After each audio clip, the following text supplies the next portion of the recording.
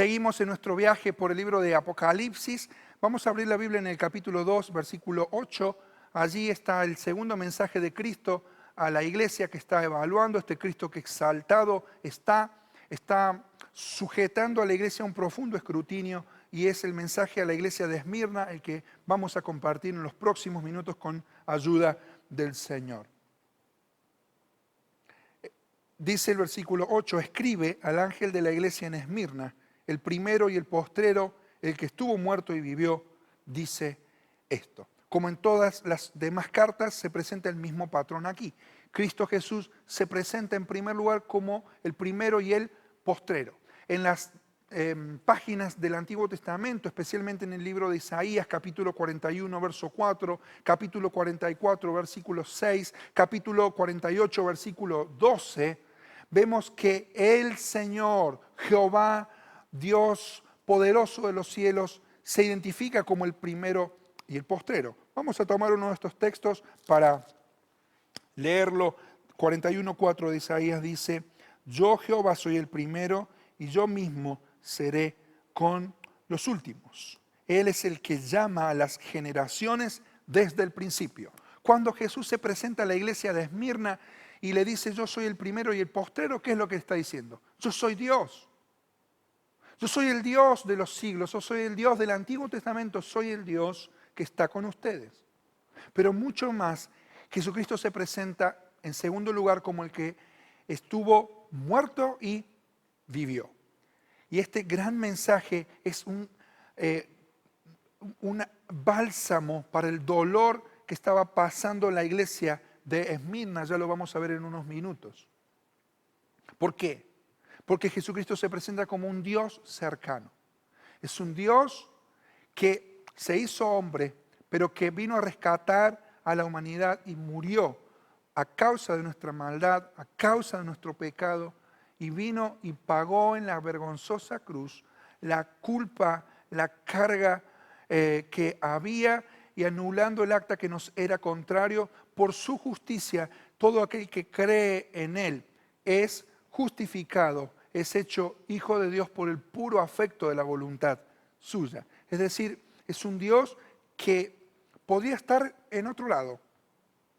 Sin embargo, el Señor Jesucristo escribe a la iglesia de Esmirna y le dice: yo soy Dios, pero yo puedo entender lo que te está pasando, iglesia. ¿Y por qué estamos diciendo esto? Para los que toman nota, la palabra Esmirna significa amarga. ¿Y sabes qué? Tiene una vinculación etimológica con la palabra mirra. La mirra era una fragancia, un componente que mezclado con otros resultaba en distintos efectos. Por ejemplo, si en la antigüedad se mezclaba la mirra con aceite de oliva, se generaba una fragancia, un perfume. Si también elegías la mirra para mezclarla, por ejemplo, con aloe, esa mixtura se empleaba para la preparación de los cadáveres. Y también si tomabas mirra y la mezclabas con vino, esto era una sustancia embriagante, como narcotizante, que alienaba la mente, especialmente sometía la conciencia en tiempos de sufrimiento muy agudo. Y este fue el caso que nosotros leemos en Marcos capítulo 15, versículo 23, que ocurrió cuando el Señor Jesucristo moría en la cruz por nuestros pecados. Si te acuerdas, allí en ese texto bíblico se nos dice que el Señor Jesucristo, pendiendo allí en la cruz, recibió de parte de los soldados la posibilidad de tomar mirra mezclado con vino. ¿Y qué hizo el Señor, si te acuerdas? Él la rechazó. Y esto comporta algo muy poderoso para nosotros, y es que el Señor Jesucristo cargó conscientemente el pecado de todos nosotros. Hasta las últimas instancias, Él conoció en las profundidades y consciente de todo, fue a la cruz y ocupó nuestro lugar. Te das cuenta de una vinculación maravillosa, y esto significa que Esta iglesia, que era una iglesia amargada a causa de las persecuciones, como vamos a leer, tiene el aliento de parte de Cristo que le dice, yo estoy con ustedes, yo soy Dios, pero yo entiendo lo que ustedes están sufriendo. Mire lo que dice el versículo 8, un elogio de parte de Jesucristo a la iglesia de Esmirna. Yo conozco tus obras, tu tribulación, tu pobreza y la blasfemia de los que dicen ser judíos y no lo son, sino que son sinagoga de Satanás. Aquí tenemos una expresión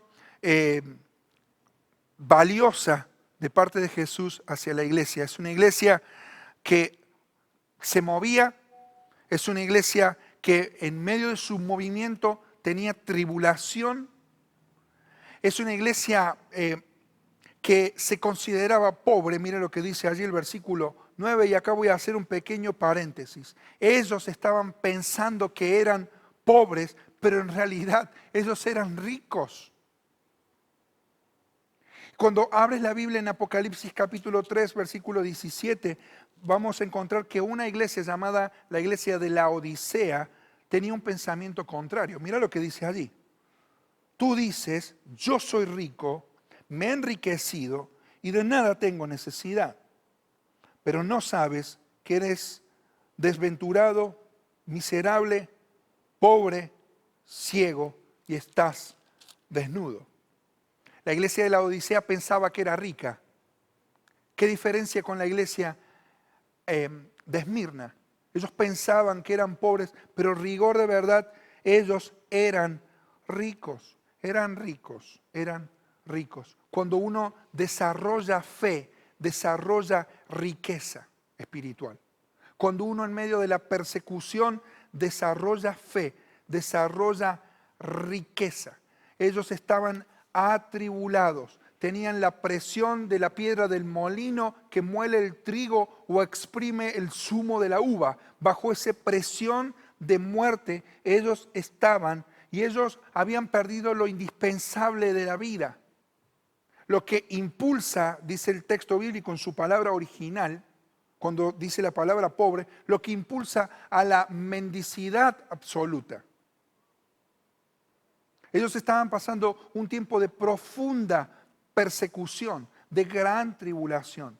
Y sin embargo, a los ojos de Dios, dice el texto, tú piensas que eres pobre porque puedes haber perdido todo lo que los ojos del mundo alaba, todo lo que el mundo exalta para que te pienses, para que te creas que eres una familia exitosa, un hombre exitoso, una iglesia llamativa a los ojos del mundo, y sin embargo todo el brillo de este mundo se opaca cuando el ojo de Dios mira lo que hay en el corazón de una iglesia que está pasando un tiempo de dificultad.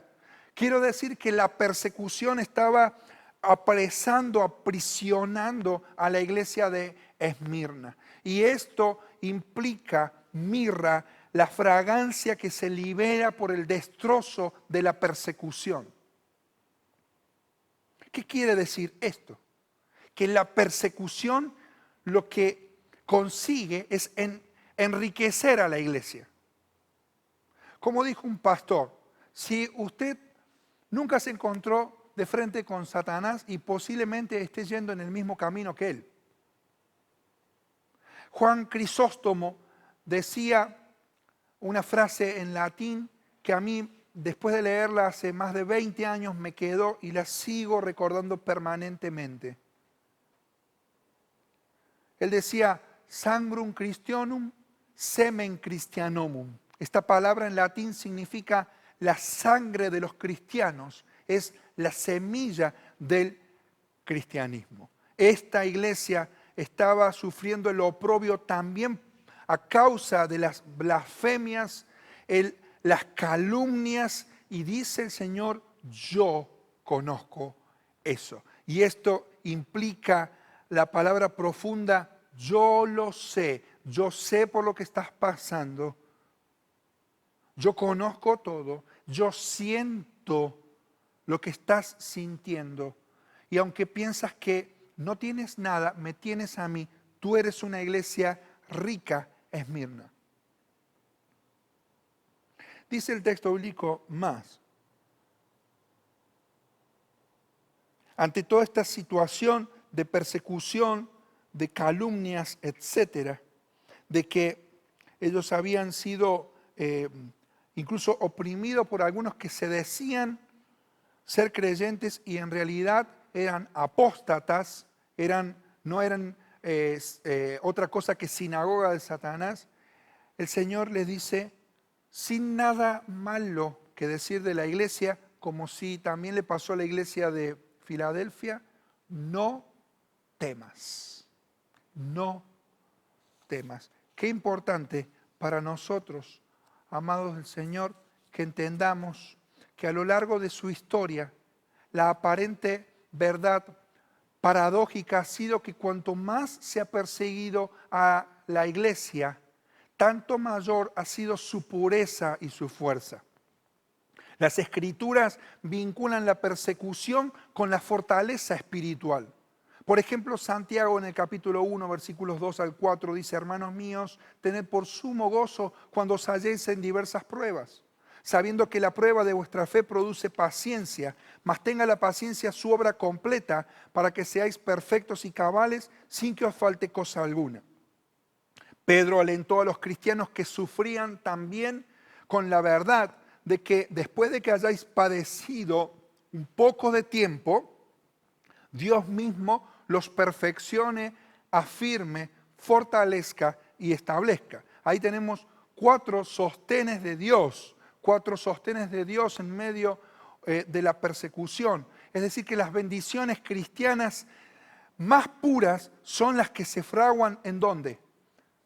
En el horno, ¿de dónde? De la adversidad. Cuando usted piensa que el cristianismo es una especie de parque de diversiones, está muy equivocado. Cuando mucha gente viene a Cristo por las cosas que Cristo da, está equivocada. Cuando se le enseña a la gente que venir a Cristo implica que mágicamente va a dejar de tener problemas, está equivocada. Mucho más, usted se acerca a Cristo y posiblemente los problemas se agiganten. Las persecuciones vengan en tu trabajo, en tu escuela, en tu estudio, en tu propia familia y tengas que honrar a Dios. La iglesia de Esmirna demostró el poder y la pureza que resultan de soportar la persecución debidamente. Esa persecución la había purificado y la había depurado del pecado y había afirmado la realidad de la fe en cada uno de sus miembros. Y Cristo mira a Esmirna y dice, yo no tengo nada que decir.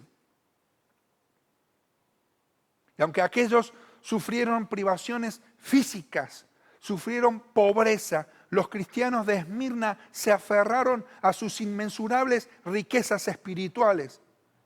Acertadamente, la iglesia de Esmirna es una de las 2 iglesias, como acabo de decir, con Filadelfia, que no recibieron reprensión en su carta de parte del Señor Jesucristo. Miren lo que decía alguien acerca de los de Esmirna. Los de Esmirna morirán santos y pecadores, pero después de esta muerte hay otra. Los perseguidores pasarán de muerte a muerte. Los santos son ricos en la pobreza. Ellos andan por las tinieblas hacia la luz.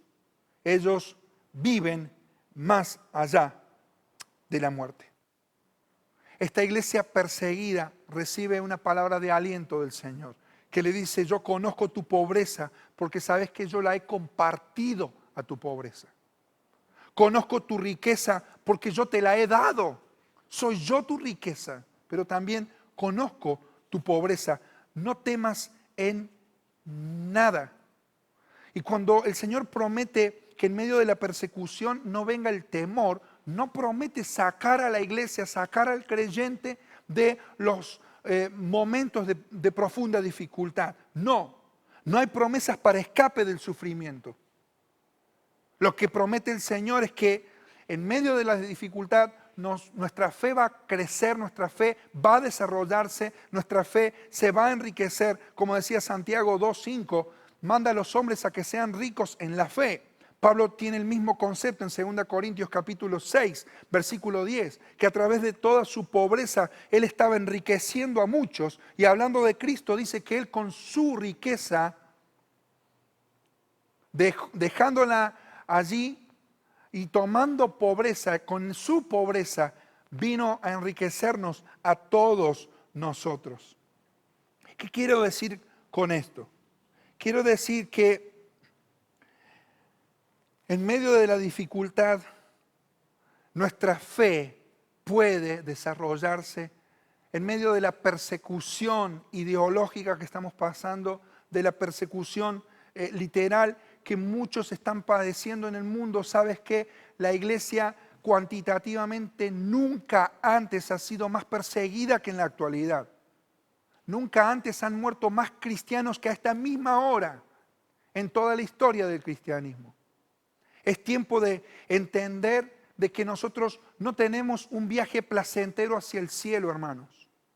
No tenemos un viaje placentero hacia el cielo.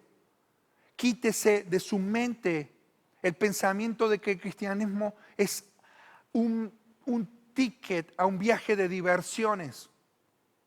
Posiblemente usted esté sufriendo en carne propia lo que significa ser cristiano cuando vos solo has recibido a Cristo en tu corazón y toda tu familia te mira, toda tu familia habla en tu contra y dejas para Dios ese sufrimiento, aunque vienes aquí y te renuevas el corazón, luego vas a tu familia a volver y te parece someter ese sentimiento de humillación. Pero yo quiero alentarte en este día a que sigas adelante, aunque no temas, porque hay algo más para nosotros. Dice allí el Señor, no temas lo que vas a padecer.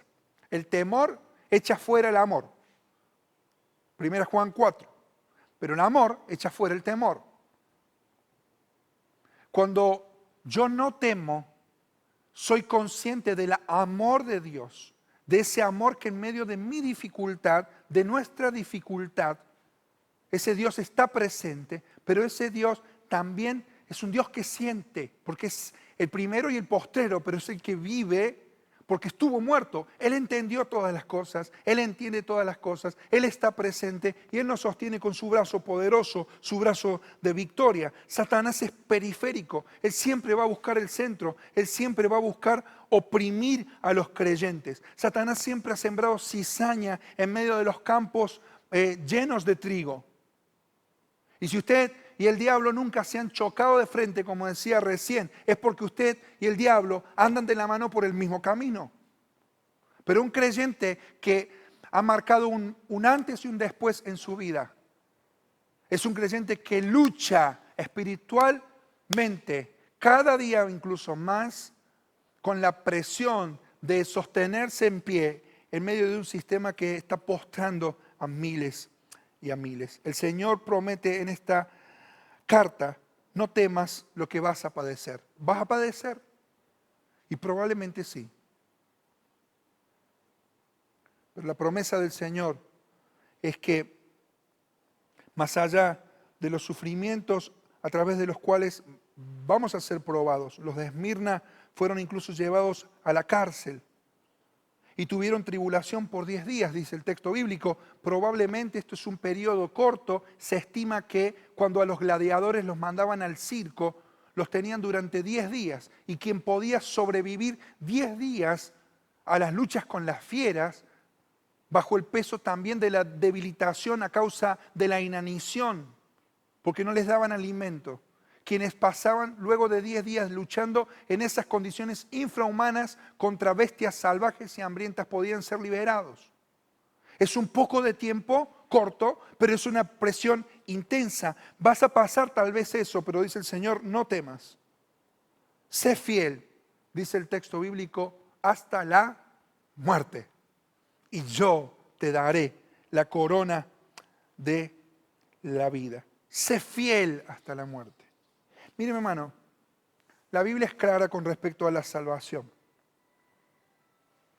La Biblia es clara en cuanto a la salvación y está clara que la salvación es de Jehová, de que todos nosotros hemos sido salvos por su gracia. de que ninguno puede ir al cielo por propios méritos. Ni tú ni yo podemos llegar al cielo por cosas que hayamos hecho o hayamos dejado de hacer, sino por los méritos del Señor Jesucristo en la cruz. Y está claro que la salvación no se pierde, es de Él. Estamos seguros en sus manos. Y alguien dice, bueno, pero el argumento de todos aquellos que dicen que la salvación se pierde es el argumento de una gracia barata. Porque muchos viven su vida cristiana pensando, bueno, nos dediquemos a esto y a esto.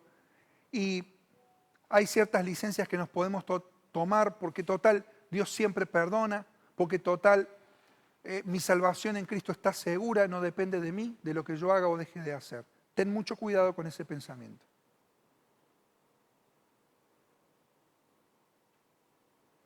Porque, como bien dice otra persona, yo creo que la salvación no se pierde, pero vivo como si sí se perdiera.